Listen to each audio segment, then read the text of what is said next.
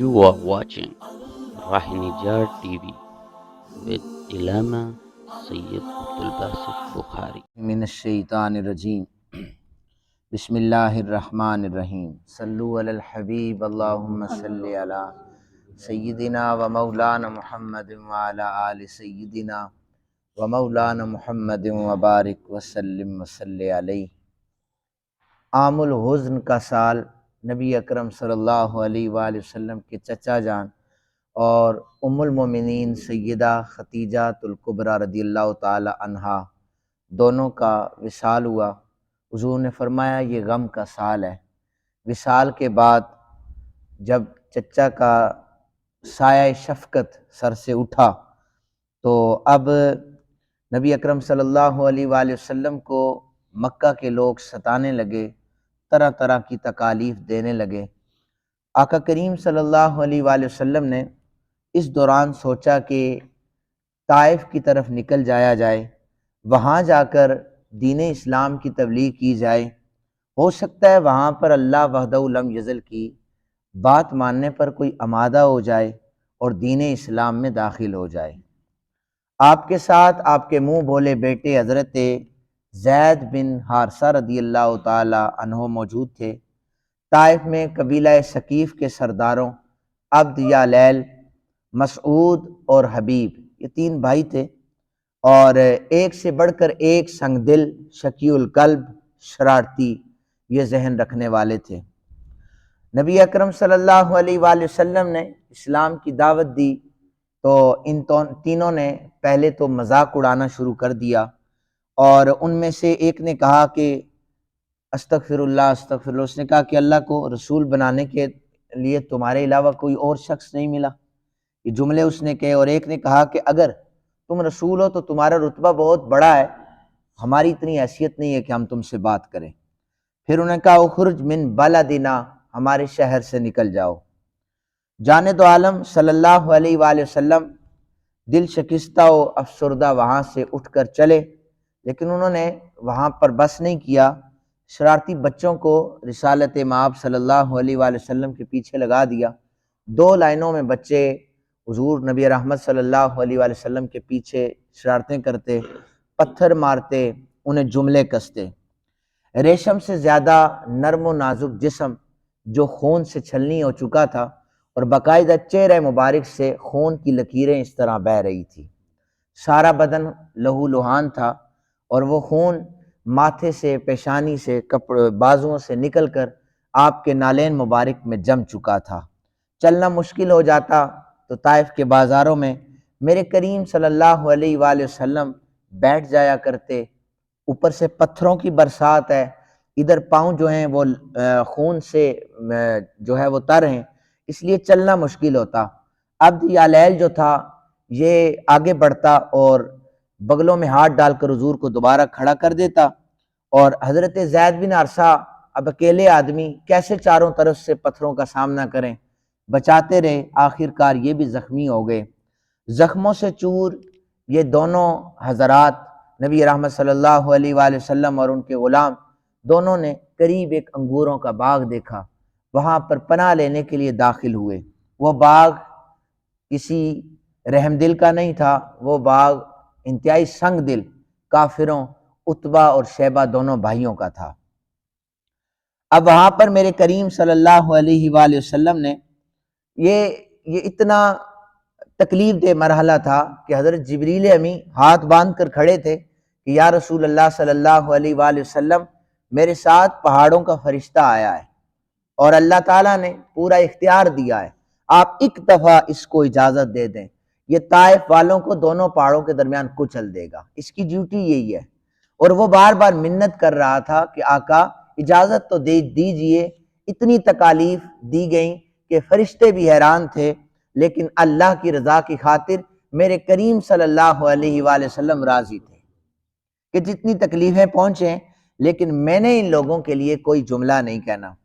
کریم آقا صلی اللہ علیہ وآلہ وسلم کو بار بار جب یہ کہا گیا آپ دعا کریں ان کے لیے، ایک دفعہ ہاں کہہ دیں، ہم پہاڑوں کے درمیان کچل دیں گے، حضور نے فرمایا میں ان کو تباہ و برباد کرنے کی اجازت نہیں دے سکتا۔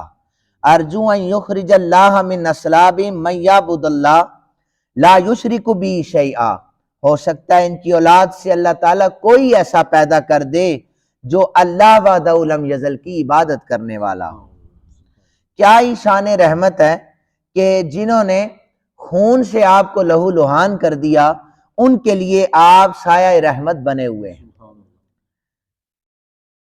پہاڑوں کے فرشتے نے جب یہ تکالیف دیکھی اور حضور نبی رحمت صلی اللہ علیہ وآلہ وسلم کا صبر دیکھا تو وہ عرض کرنے لگا انتا کما سماک اللہ رؤوف الرحیم، آپ کو جو اللہ نے قرآن میں رؤوف الرحیم کہا ہے نا، آج مجھے پتا چل رہا ہے وہ حق ہے، وہ سچ ہے۔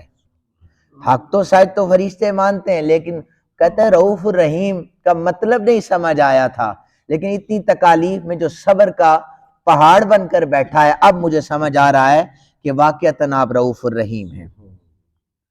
نبی اکرم صلی اللہ علیہ وآلہ وسلم انگوروں کے باغ میں داخل ہوئے، ایک درخت کے سائے تلے آپ جا کر بیٹھے اور اپنے نازک نرم و ملائم بدن سے اپنی چادر مبارک سے خون کو صاف کر رہے تھے۔ زید بن حارثہ بھی پاس تھے، تو اتنے میں عتبہ نے دور سے دیکھا تو اس کا دل نرم ہو گیا۔ تھا وہ اسلام کا دشمن اور اس نے اسلام بھی قبول نہیں کیا، لیکن اس وقت اس کا دل نرم ہو گیا۔ اس نے اپنے غلام عداس کو بلایا، کہنے لگا عداس جاؤ، وہ دو زخمی حالت میں اشخاص ہیں، انہیں جا کر یہ انگور دے آؤ۔ عداس نے جا کر پلیٹ میں انگور رکھے اور نبی رحمت صلی اللہ علیہ وآلہ وسلم کے سامنے پیش کیے۔ آقا کریم صلی اللہ علیہ وآلہ وسلم نے انگور اٹھایا اور بسم اللہ الرحمن الرحیم پڑھا۔ عداس کہنے لگا عموماً ہمارے علاقے کے لوگ تو ایسے نہیں کرتے، آپ کہاں سے ہیں؟ جانے دو عالم صلی اللہ علیہ وآلہ وسلم نے اس سے پوچھا تو کس مذہب سے تعلق رکھتا ہے اور کس علاقے سے ہے؟ اس نے کہا میں عیسائی ہوں اور نینوا کا رہنے والا ہوں۔ یہ نینوا دریائے دجلہ کے کنارے آباد ایک بڑی بستی کا نام ہے، جہاں پر اللہ تعالیٰ نے اپنے نبی حضرت یونس علیہ السلام کو مبعوث فرمایا تھا۔ اس نے کہا میں نینوا کا رہنے والا ہوں، اور عداس کہنے لگا کہ وہاں پر بھی عداس نے جب یہ پتہ بتایا کہ میں نینوا کا رہنے والا ہوں تو میرے کریم صلی اللہ علیہ وآلہ وسلم نے فرمایا تم تو ہمارے بھائی حضرت یونس کے علاقے سے آئے ہو۔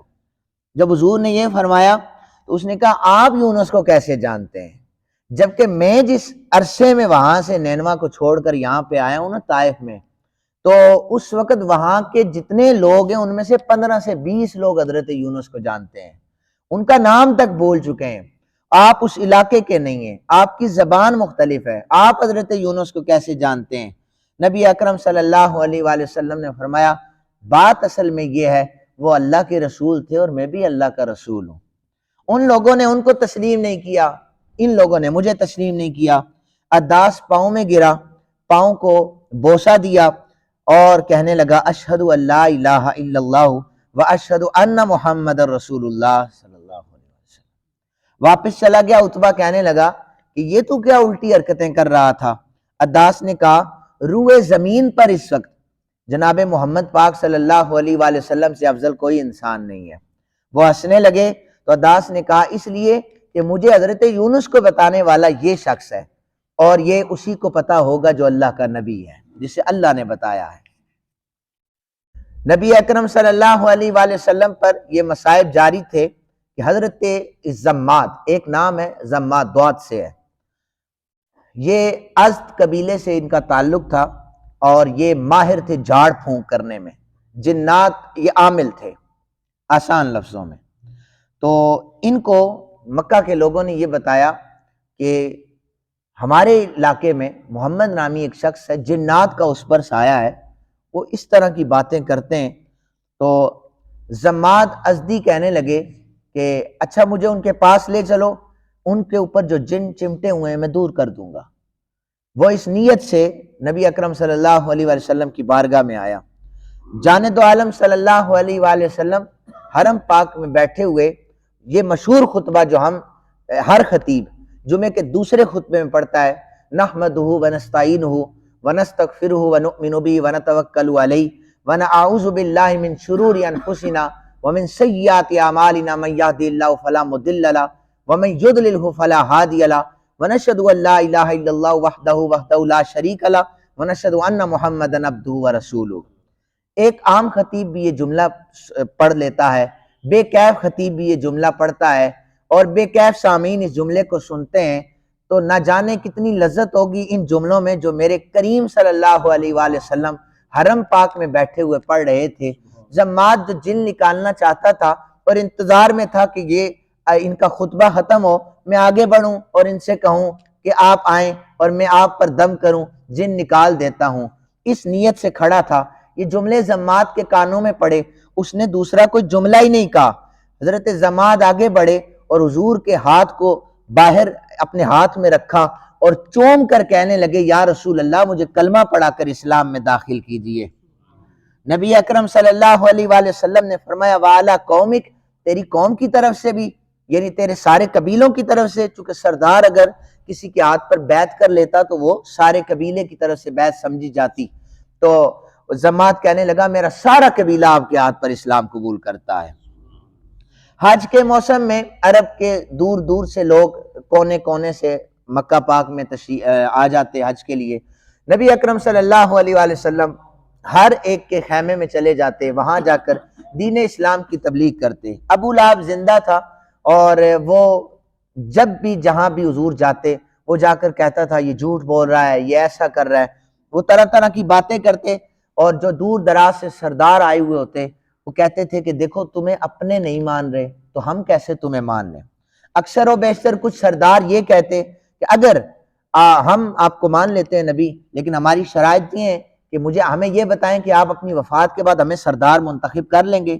نبی اکرم صلی اللہ علیہ وآلہ وسلم ہر ایک کی بات سے انکار کرتے کہ دیکھو میں اللہ کا نبی ہوں، میں تمہیں اللہ کی وحدانیت کی طرف بلاتا ہوں، ایک وحدہ لم یزل کی عبادت کی دعوت دیتا ہوں۔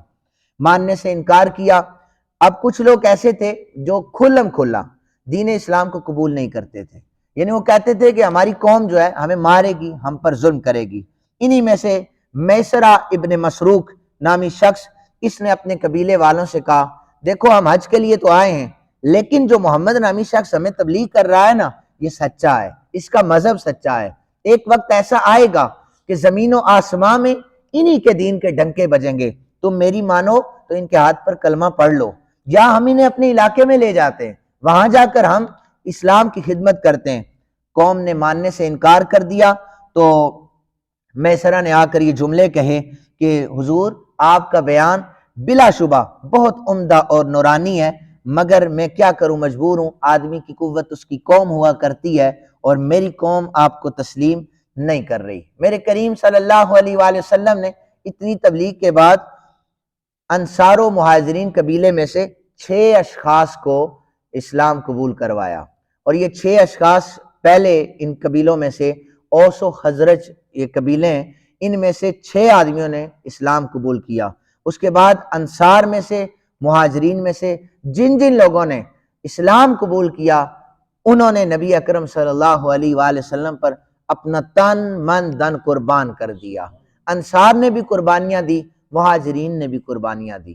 اللہ تعالیٰ سے دعا ہے اللہ تعالیٰ ہمیں نبی رحمت صلی اللہ علیہ وآلہ وسلم کی سچی محبت عطا فرمائے۔